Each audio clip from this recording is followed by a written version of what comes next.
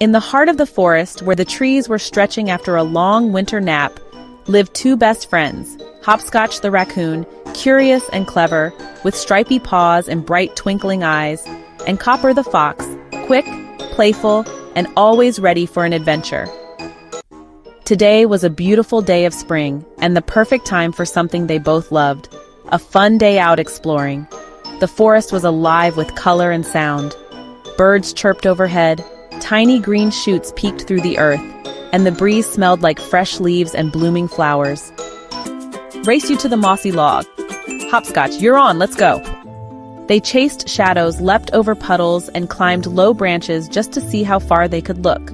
Along the way, they spotted signs that spring had truly arrived. Wildflowers blooming in little yellow bursts, butterflies twirling like confetti, and robins building nests high in the trees.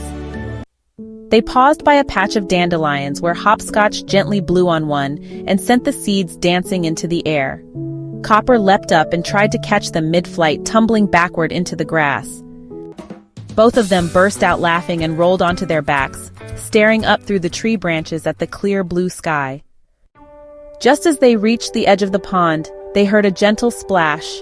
There, gliding across the water, was Lily the loon, proudly swimming with her fuzzy baby chicks trailing behind her.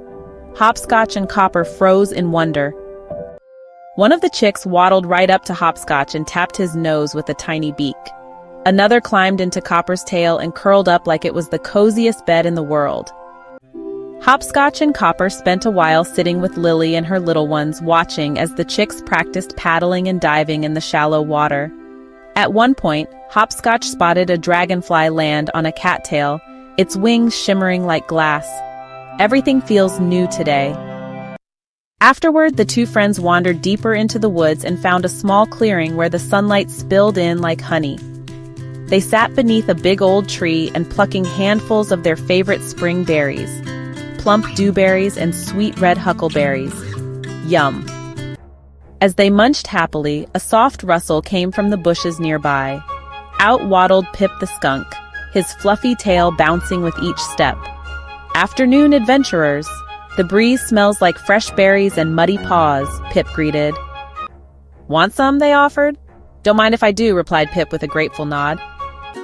They all sat for a while, enjoying the peaceful forest, the frogs croaking in the distance, the wind rustling the treetops, and the shared quiet of friends enjoying the sweet day of spring.